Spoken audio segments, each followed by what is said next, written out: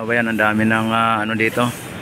Ito mga bayan ay paghahanda sa pagdating ng ating Pangulo dito sa may Maestranza area, Esplanade, at dito sa may Plaza Mexico dito.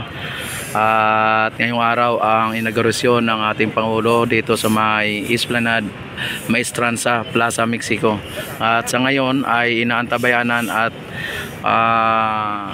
inaabangan ng ating mga kababayan at ng mga nandito ngayon at maging saksi sa inaugurasyon ng ating Pangulo.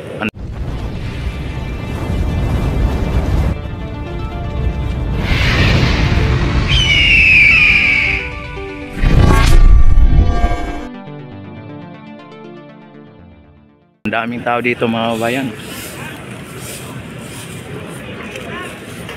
Ayan.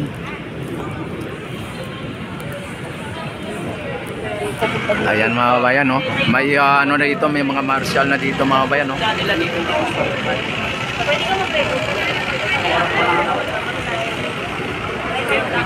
Record lang, no? Phase 1, AFC, yun yung pwede. Pero dito lang. Kaya, natukay po dyan, hanapin mo sa Eva. Ito mga actor na Magtapos na po. Matutempid na tayo. lang puro wag yun sa dito. Ayan mga kabayan, no? Dito ay ano na po dito.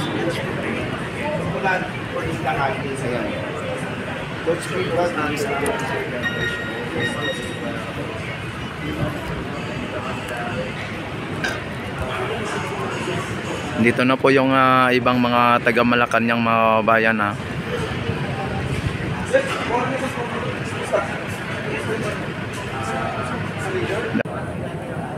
Ayan mga bayan, no? At may mga ano dito, may mga PSG dito mga bayan. Dito ang mga taga Malacanang din ito mga bayan.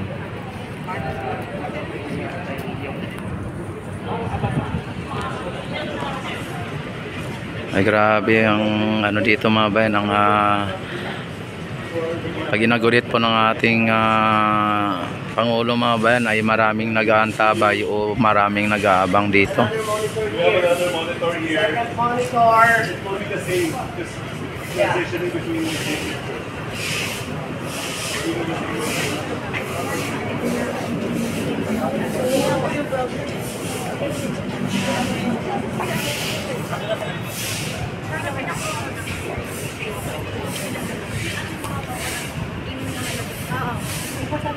Andito pa rin, andito din mga bayan ang aspiring senator si Gamboa. Ano ba ang ano niya pangalan? Senator Mark Gamboa mga bayan nandito.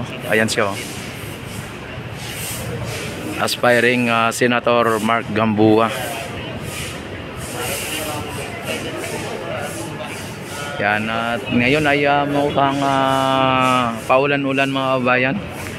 At nawala na yung ambon, ngunit ito ay nagbabadya na naman ng ulan. Ayan, o.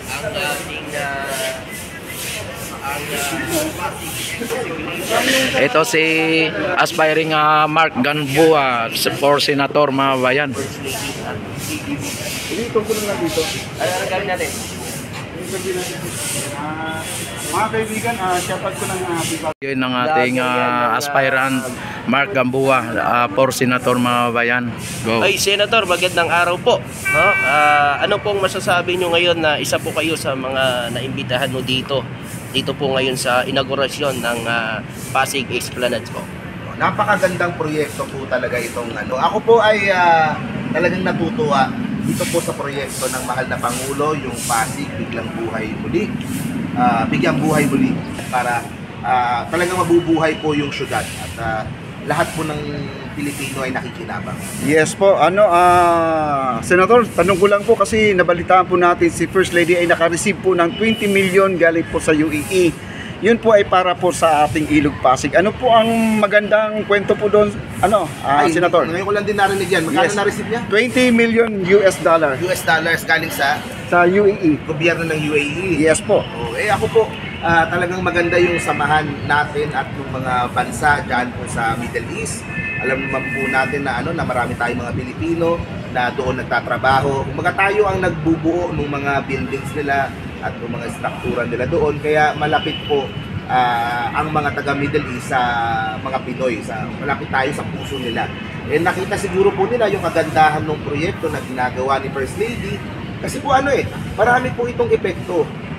Like I said, muna nga sa turismo, gaganda yung turismo sa area na to. Pasyalan, bagong pasyalan yung mga Pilipino dito. Sa kalusugan, dahil po yung mga gustong mag-jogging, meron silang lugar na pwede yung mag-jog. Tapos at the same time, ang pinaka-epekto po niya dahil nga buong gilid ng Pasig yung aayusin dito, nagkakaroon po ng pakialam yung mga Pilipino tungkol po sa Pasig. Kumbaga dati kasi hindi natin masyadong napapansin o dinadaanan lang natin. Ngayon po, nagkakaroon tayo ng kumbaga ginugusto na po natin na malinis itong Pasig. At syempre dahil puro esplanade na, wala na pong mga bahay, wala nang mga factory na pwede magtapon ng mga basura dito po sa Pasig. At yan po ang importanteng step para po buhayin muli itong Pasig River. Yun naman po kasi hindi mo siya mabubuhay hanggat merong nagtatapon, hanggat maraming nakatira sa gilid ng ilog. Kasama po ng disod na ililipat naman yung po mga pamilyang tatamaan, tingin ko po malaking difference po ang magagawa nito para linisin na at buhayin ng muli itong Pasig River. Sir, mensahe po natin sa ating DSOD Secretary Jerry Acozar po. Ayun, alam nyo, si Sec Acozar, bago pa siya naupo sa DSUD, kasi nga, sinasabi ko yung Jones Bridge yan yung katulong ni Yorme Isko na pinaganda yung Jones Bridge. Ito kung ginawa na siyang DSUD, sa kanya pinahandle to, in-extend lang nila kung gaano kaganda yung pagkagawa sa Jones Bridge, in-extend lang nila sa buong esplanade, and believe talaga ako dyan.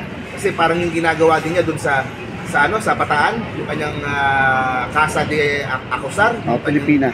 Pag-restore ng mga lumang bahay, pero talaga siyang pagmamahal sa heritage ng ating bansa, to preserve yung ating kultura, yung ating mga lumang mga bahay. At alam ko yung mga yung mga, for example, yung sa Jones Bridge na yan, yung mga poste, mga ginawa pa yan ng mga taga-paet, yung mga mahuhusay na craftsman na kinuha ni Acozar. Kaya believe talaga ako dyan, and hopefully dito sa Esplanade, tapos dun sa 4PH ng Pangulo, mapakita natin yung mga magagandang mga proyekto na natapos ni PBB. Sir, mensahe po natin sa ating First Lady na napaganda niya ang ating Pasig River. Yun, alam niyo po, marami ng sububok, marami ng mga iba't ibang proyekto. Ang problema po sa mga proyekto po dati ay hindi sustainable. Pag nagpalit ng Pangulo, nag-iba na yung proyekto, nakakalimutan na yung Pasig. Ito po ang ginagawa ni First Lady na to will leave a lasting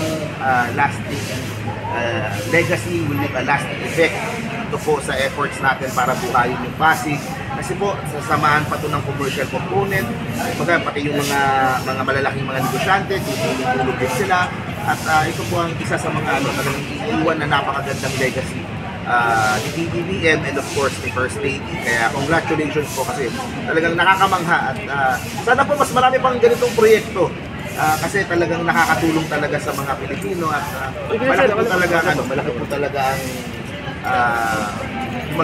net positive effect niya sa buhay po, quality of life ng hindi lang mga taga Metro Manila kundi po sa buong bansa. Ayan. Senador, paano kung kayo po ay papalarin bilang senador? Siguro naman po ay may naisip na kayong mas mapagandahin pa itong ating Pasig River. Ako po, syempre po, simula pa lang naman po ito. Simula pa lang naman dito sa part ng Manila. Like I said po, mas maganda kung mapabilis. So, kung kinakailangan ng mas maraming pondo, kung kinakailangan ng mas kausapin yung mga malalaking mga korporasyon para po ma-extend mula dito kasi pupunta na to sa Malacanang, Santa Ana, tapos hanggang sa Papuntang Laguna Dibay po to, sir. Laguna Dibay. Maganda magtulong-tulong lahat Aabot pa to hanggang sa may Bridgetown, sa may Pasig. Wow. May mga lupa dyan yung Ayala, yung Robinsons, yung Madadaanan yan, sir. SM, meron din dyan. Madadaanan yun. Madadaanan. Maganda magtulong-tulong yung lahat. So ako ay tutulong sa efforts kasi na kailangan dagdagan ng pondo at Yan, tama. palakasin pa yung mga proyekto dito at gawin ito sa iba't ibang mga rivers, mga riverside, mga gilid ng ilog, hindi lang sa Metro Manila, pati sa ibang mga probinsya din. Nakita na natin nga sa Iloilo ang ganda, dito sa Metro Manila ang ganda. Gawin natin sa lahat ng major cities para mabuhay po yung nagiging nagiging center attraction siya, central attraction siya sa bawat syudad na gawin mo. So, gawin natin sa lahat. Senador, meron pa akong katanungan. Sir, advice po natin sa mga nagtatapon po ng basura na sana po ay magiging maayos na po ating Pasig River. Ayun, ito po kita nyo naman po, tulong-tulong po lahat para pagandahin. Alam mo, naniniwala ko kaya naman ng Pilipino na magkaroon ng disiplina. Pag nakita nila, kapag lead by example yung mga leaders natin, pinakita na meron pa kayo alam sa Pasig River, kaya namang sumunod. So sana po ay tapos na yung mga araw na kung saan itong Pasig ay tapunan ng basura. Sana sumunod na po tayo, tulungan po natin na pagandahin at para din naman po ito sa atin at sa mga future generations po ng mga Pilipino para ma-enjoy po nila ito pong Pasig River. May mensahe ba po ba kayo kay First Lady dahil siya po ang nakaisip sa proyektong ito?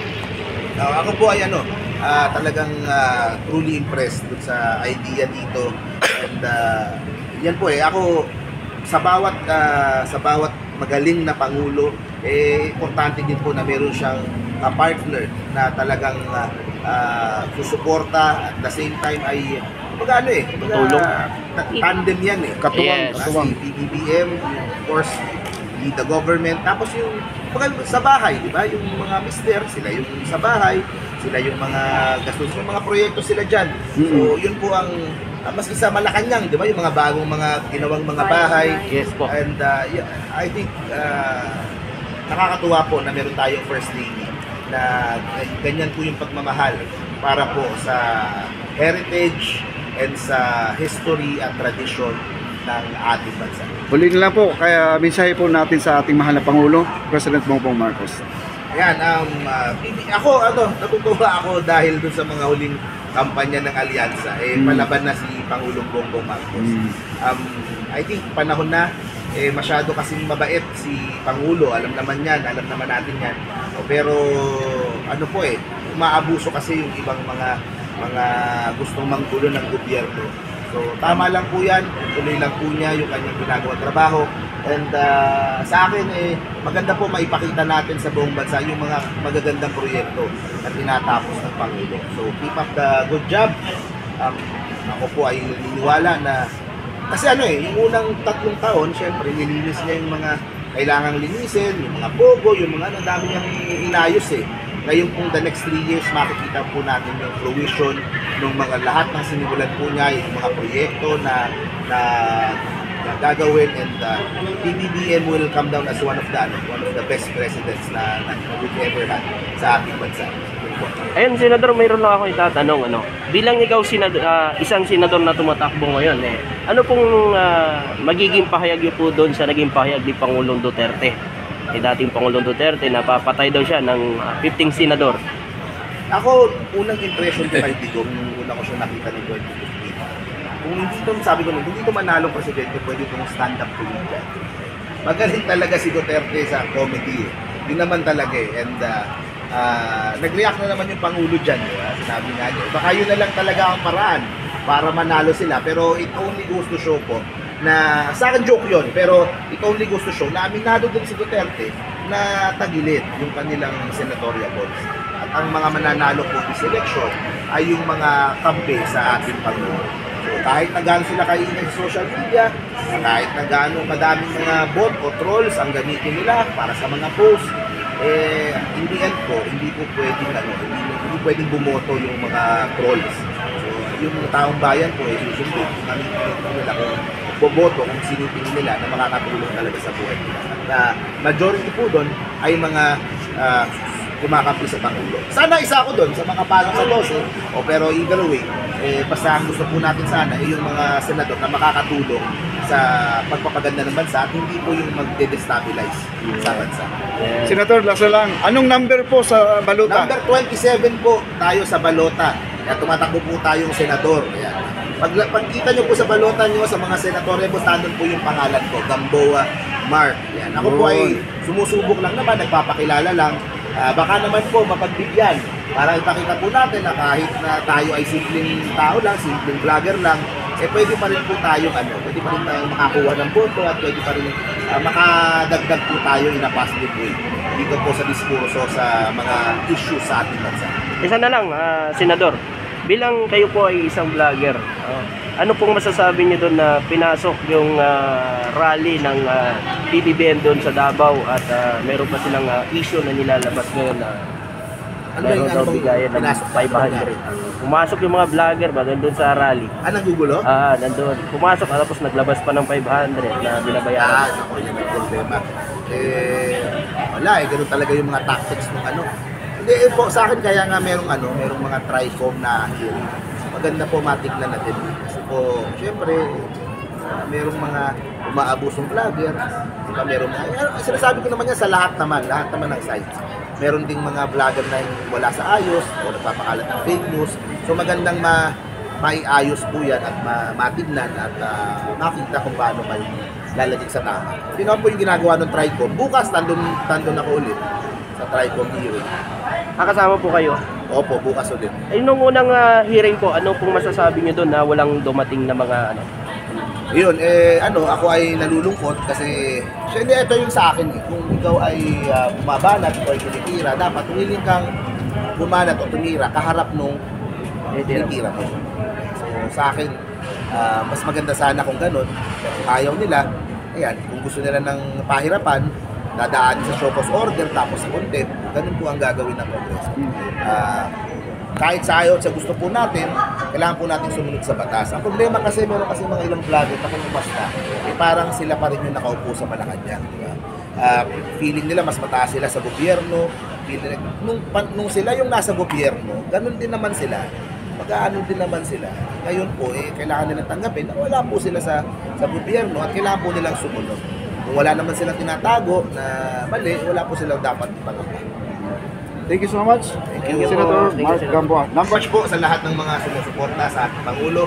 Ako naman ako naintindihan ko naman kahit yung mga sumusuporta doon sa kabila. Maaaring talagang gusto lang nila o maaaring na-attract lang sila. Pero in the end po, Pilipino po tayo lahat. Diba? Magtulungan po tayo. Huwag po tayong hayaan mong mag-aaway yung mga politiko, dapat tayong mga Pilipino, hindi tayo nag-aaway. Suportahan natin yung gusto natin suportahan, walang masama doon. Pero kung tayo mismo yung nagsasakitan na hindi po maganda yun. Kasi aaway po ng politiko sa taas, hayaan mo sila magbangayan, tayo po ay nag-aano na. Thank you very much po. Thank you. Yes, maraming salamat po. Ayan mga bayan, yung ating Ilog Pasig mga bayan, kung inyo nakikita. At umulan na naman mga bayan, umulan. At ito yung ating mga PNP, mga kapulisan. Ayan. Sabi, umulan na naman dito mga bayan. Pero ako talagang tao lang. Sama ako talaga ba? Sa lahat natin mga Sino ang pinakasimple? Punta ako na ibang tao, kakabaka ako na at least pag mga kandidato sa senador na gusto ko sumama sa Kongreso. Yan at maraming salamat sa inyong walang sawang pagsuporta at pagsubaybay at panunood sa aking mga live update at mga videos dito sa Maestranza at maging saan man dako ng ating bansa. Naway pagpalain po tayo ng pong may kapal at mabuhay po tayong lahat hanggat gusto natin. Ayan, mabuhay po ang bagong Pilipinas, mabuhay tayong lahat.